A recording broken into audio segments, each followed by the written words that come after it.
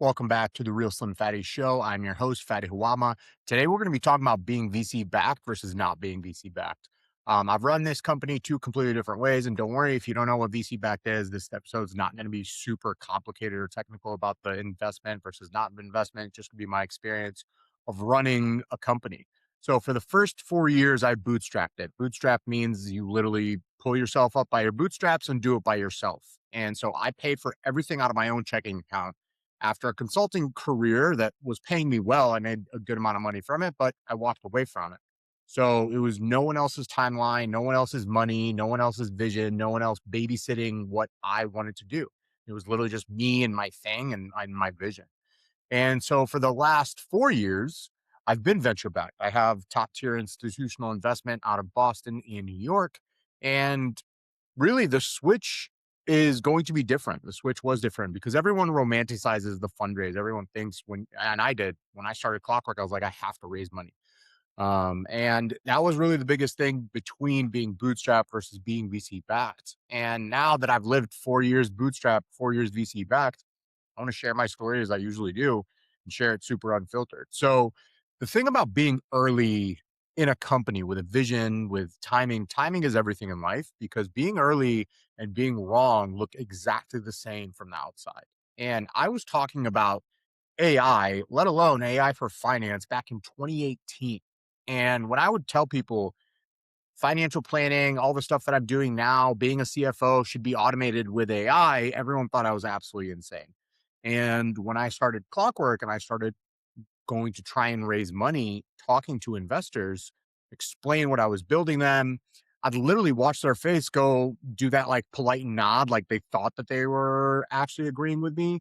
And then they'll tell me it was technically impossible, that not only am I wrong, but it's actually never going to be happening. They said, finance is an art.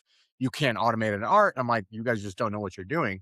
And so I've told that story before, and AI wasn't a word.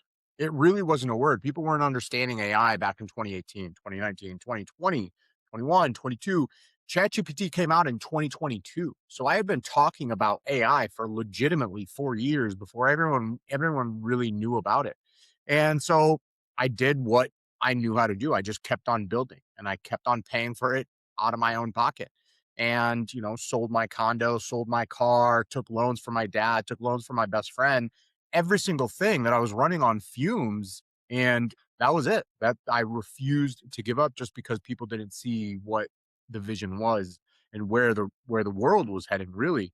And I could do that because I came from consulting. I had a successful career. I worked at Boeing. I had a runway most first time founders don't get. And I want to be honest because the story people like is the broke founder bets it all. And that's the truer version is I had a real career. I made a significant amount of money. I made good money, especially at my age. And I chose to burn it slowly because I believed in Clockwork. A lot of people, if a company came to me and they had the situation that Clockwork had at the beginning, I would have been like, dude, what are you doing? Shut this down, stop trying. Then the world caught up. AI got loud. ChatGPT was there. Everybody's uncle became an AI investor. And the same idea I couldn't give away became the hottest thing in the category in the market. And nothing changed about Clockwork. Nothing changed about what we were doing. Nothing changed about the stuff that we were raising. The only thing that changed was the room and the people that I was talking to finally understood what I was saying for years. And all the people that were like, no, you're wrong, started coming back. All the people that were not responding to my emails started responding to my emails. And this is something that I've kind of shared a good amount about. Like, I love Chicago. I'm back in Chicago now. I started Clockwork in Chicago and I wanted to be a stubborn kind of, hey, Chicago pride, Midwest pride, let's really build this. When I started talking to VCs in Chicago, Chicago maybe has a handful of top tier VCs. No one, if they took a meeting, no one understood what I was doing. And when I started thinking about Clockwork, if you're on the cutting edge of something, doesn't matter if it's AI, doesn't matter if it's finance, doesn't matter what it is, there's no money in the Midwest for you. Midwest money will not find you if you're on the cutting edge. And there's a saying for it. People always say Midwest money is deep pockets with short arms. Deep pockets, short arms. There's real money here. There's serious money here. There's a lot of money here, but the arms don't reach into the pockets. They'll take meetings, one, two, three, four, five, six, seven, eight meetings. They'll tell you they love it. They'll tell you how amazing you are. They're watching, keep them posted, keep them updated, but the check never comes. They never actually invest in you because Midwest money likes a sure thing. They don't want to bet on something that's in the future. They want it now. They want cash flow. They want customers. They want real estate. It's like a business that they see working. They don't want to bet on something that some guy says is going to be the future. That's not what they do. And so I can't tell you how many times there's a reason why I pitched over 100 VCs before I got a yes for my pre-seed round. Keep in mind, $2 million sounds like a lot, but in the VC world, 2 million is really nothing. So I pitched all the people in the Midwest from Chicago to Cincinnati to Cleveland to St. Louis to Nashville, every single Midwest city that you can think of, I pitched them. And again, it's not a knock on anyone in the Midwest, not a knock on any investors in the Midwest. Some of my best friends are running funds in the Midwest. And it's a totally rational way to invest money, invest in sure things. It's just not venture. That's not what VC is. And I had to leave to learn that. And I learned that lesson the hard way. And my bank account took the beating because of it. But I put my pride behind me and I'm like, I can't really do the Midwest ego thing. So I'm going to go to the coasts. So legitimately, after about 3.5 years of banging my head against the wall and getting the exact same feedback from the exact same people, I went to the coasts and I talked to West Coast and I talked to East Coast. And it was still a grind. It wasn't like, oh, immediately I was out there. I didn't fly to San Francisco, go to the bathroom and meet some billionaire that gave me a bunch of money while we were, talking about it. It's the story where I got more no's. I got a ton of no's for just a $2 million round, but it was different rooms, different people, different energy, different experiences in the background. And when I was talking to investors in LA and San Francisco and San Diego, even I was up and coming in San Diego scene. Then I talked to people in Boston. I talked to people in New York. Those were kind of the major cities that I focused on that were on the coasts. Boston got it. New York got it. LA, they were kind of new and up and coming. They didn't necessarily totally get it, but they were a little bit like the Midwest in the sense that they wanted more of a sure thing, and they were kind of a lot more conservative, I guess you could say, as the coasts. When I met this one specific group in Boston, it changed it, and this firm was called Underscore VC. I pitched them very first pitch. I knew they got it. And I called my best friend and I was like, dude, I finally found the VC that's going to raise, that I'm going to raise from, that I'm going to get capital from. They just get it. They got it. When you meet an investor, when you meet someone in life that gets it, you know they get it. And Underscore VC, one of the biggest differences is they did something special. The founding team, the founding partners did something special. They were a team of finance people, of operators, of builders. They've done something. People had built real companies, and that was the biggest thing for Underscore. Not people who had only ever invested, these lifelong investors that sit there. So when I described the problem, the very acute problem that Clockwork solves, they lived it. They knew the pain. They lived the pain. And they're like, holy shit, if I had this software, it would be great. And they didn't need me to dumb it down for them. When I told them AI powered FP&A, they got it. They felt it. They immediately knew. And they'd been on the other side of the pain for so long that they saw the real vision that I painted for them because they actually understood it. They knew about it and they knew what it took to build the company. And it was when we were first talking, they pushed back on why am I doing it the way that I'm doing it when everyone else does it this way? Everyone else built on spreadsheets. I was building a standalone platform. I'm not going to get technical about it, but that was the first time that I'm like, holy shit, they actually understand the market. They understand other players in this space. They understand who does what. And that was the game changing moment. Everyone else that I met, they were evaluating a category that, oh, AI or finance or financial planning or something like that. But this group actually lived the problem that I was solving. And that was a huge difference between being in the Midwest versus being on the coasts. People in the Midwest, they have money. There's a lot of old money in the Midwest, and they don't necessarily need to do anything special to have access to it. On the coasts, you kind of have to prove it. There's tons of money on the coasts, especially on the East Coast, Boston and New York, a lot of old money, but there's people that are growing it. They're not just sitting on it and saying, okay, here we are, let's rest on our laurels. So the lesson that I had walking out of it is genuinely only raise money from people who have done something real in their lives, not people who have been investors for their entire career. They got out of an MBA program, whatever, whatever. They go and start working at a fund, and then that's who they want to come and judge the companies. That was table stakes now for me moving forward. And that's the filter. And so once you know what a real investor looks like, the fake immediately you could spot them a mile away. And right now, I can disqualify investors very, very quickly. I don't even have to take a meeting with them. I can look at their website and be like, yeah, you guys are full of shit. I don't care if you have this massive portfolio. I don't care if you say that you invested in this company. I probably go and talk to those founders and be like, yeah, they probably didn't do much for us. They didn't help us, all that kind of stuff. So if you talk to an investor that knows what they're doing, that lived what you lived, that is ready to back your vision and your strategy because they've been there, that's the game changer. That's the difference. And there's tons of bad actors in the working world in general, especially in the venture capital world. They all wear vests and they have some clever, fun name. Every single person. Money is everywhere. And there's a reason why so many funds, especially, disappeared in the last few years. When the easy money dried up, a lot of people who called themselves investors and didn't actually know what they were doing, they disappeared. People always talk about entrepreneurs starting with the whole AI thing that everyone could start a company, but there's a lot of wantra investors. They want to be investors, but they have no idea what to actually do, and they can't spot good if it smacked them in the face. So what I learned with the three tells of finding an investor that's actually worth it, the first one, they've actually built something special. If someone has never built or operated anything, get out of there. Run as fast as possible. Don't even take a meeting. When you talk to someone, ask them what they've done, not what they've invested in. A lot of investors are like, oh, I invested in this. I can't tell you how many emails I get every week from investors being like, I invested in this company. I invested in this. I'm like, I don't care because you got lucky or the founder was good enough to convince you to invest your money. I have no idea what the background of that, or what have you actually built? What did you do?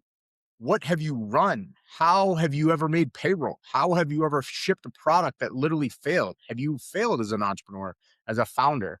And if the whole resume, the whole answer of someone is literally other people's companies that they wrote checks into, don't take that because they've never felt the pain. They don't know what being a founder is like, what running a startup at, or even being at a startup. They don't know that, and they can pattern match a deck. They can look at it and be like, oh, that's not a real thing, or that is a real thing. It's like, yeah, but do you actually know?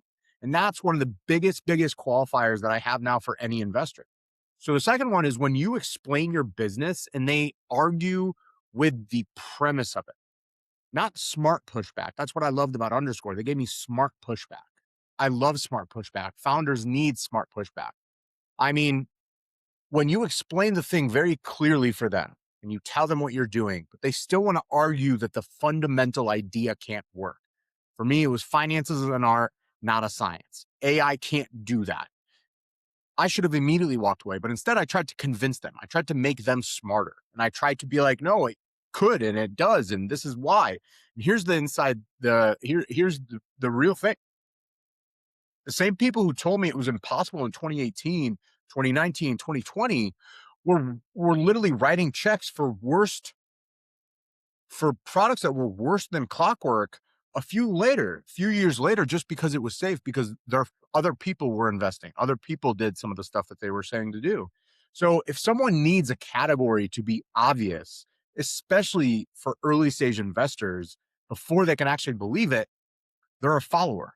They're not a writer. They're not an investor. And the follower gets the easy thing, and the investors are the ones that make those good decisions into very, very early companies. That's why you see when people are like, oh, I was early into Uber, or I was early into Facebook, I was early into Snap. Those are the people that are billionaires now because of someone else. They saw something special and wrote a $50,000 check. They didn't wait until everything was proven and then invest 10 million to make 50 million. They invested 50,000 to make 500 million. That's the difference between real investors who have been a part of something special and genuinely understand what they want to do. And the third one is deep pockets, short arms, right? But they want to wear a suit. They want to show up looking like they know what they're doing. And the coastal version of the whole Midwest thing, and tons of enthusiasm, endless meetings. Let me loop in my partner. Let me pull in this person. Let me pull in my analyst. Let me pull in Tom, Dick, and Harry. Let me go and talk to some of your customers. Let me go and talk to some of my customers.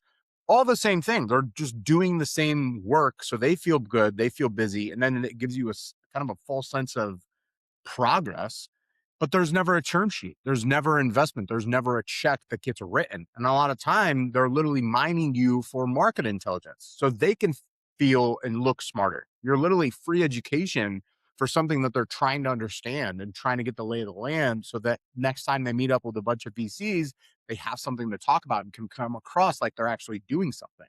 And so look at the excitement versus the commitment, right? Real conviction moves. Everything else is just is fluff. It's people wasting your time because they want to make themselves look smart. And that's a very, very expensive way to start your company. When I met with Underscore out of Boston, we had our first pitch. The guy said exactly what he wanted to do the next meeting, exactly what he wanted to do. And within 2 weeks, we had a term sheet.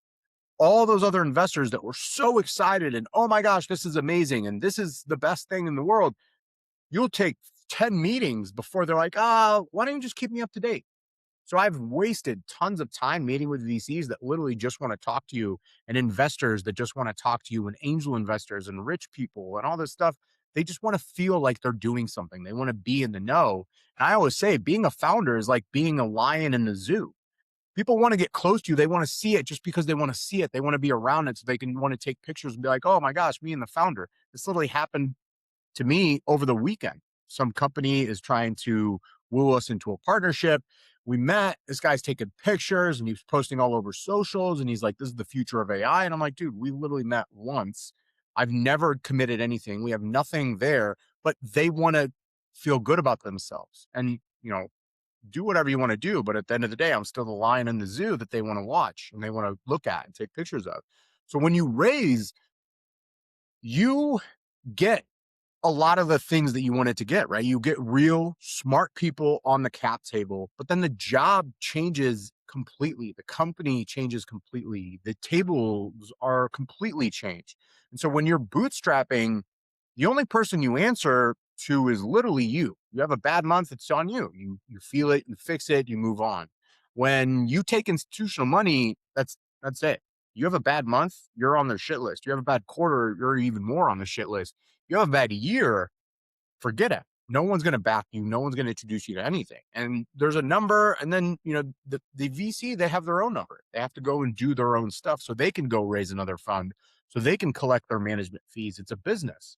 And when you're backed by investors, you're constantly updating them. You're always reporting. You're sending monthly updates. You're meeting with your board every month, every 2 months, every 3 months.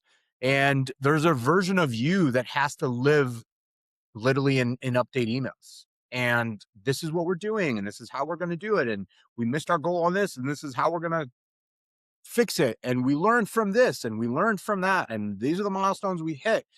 We hired this person. We didn't hire this person. There's so many different things, and you have to produce that version of you literally every single month, and then every single call, and on schedule, whether it's how you felt that month or not. And so when you're a founder and you genuinely take institutional money you raise from investors, it changes the game. And this is, the biggest thing that I learned is when you get on and when you hire investors, you raise from investors, they're not going to be the value add that you think they're going to be. They're not going to be a difference maker for you. When they're raising you, every fund pitches the same, right? That's the thing. The network, the intros, the operational help. We're a team of operators, the recruiting. We're not just money, we're partners. Some of it's real, of course, sometimes from the good ones, but you cannot build your plan around it. You cannot be like, oh, I raised money, I'm there. It's going to be awesome. You have to assume that the value add is you. The money that they give, that's the deal. That's it. The second the money hits the bank, that's all you can do. And now you got to get to work. And everything else is a maybe. And if it happens, it's gravy on top. And if you build your company assuming that a VC is going to do the work that they pitched you on, you're going to be literally standing there waiting for something that's never coming. And my dad always said this: no one's going to carry your pail for you, especially in the investment world, especially when you're running a company. No one's going to carry your pail for you. The money doesn't change that, it just raises the stakes on it. And so when I did raise my first round, I was like, holy shit, this is going to be amazing. All these introductions are going to come, all this and this and this. It was great value add because they allowed me to push on my idea, to push on the vision. Like, why are you building it this way? Have you thought about this? Have you thought about that? It added diversity of a thought. That was immensely valuable. I never really took it as, oh, now they're going to introduce me to this whole new market, this whole new customer base, this whole new whatever. And so it changes things, and it let me be very, very understanding of the expectations at that point. And again, zero shade to the people that are on my cap table. All my investors have been amazing. They've been great. They don't pressure me to do things that I don't want to do. They push, which is their job. They're supposed to push. That's their job. But ultimately, they leave it to me to run my own company the way that I think it should be run. That's genuinely rare. And I don't take that for granted. So I've seen a lot of venture capital, a lot of investors get into a company and they basically run the founder out because they want to take it over and add whatever 10 cents they want, thinking that that's the right way.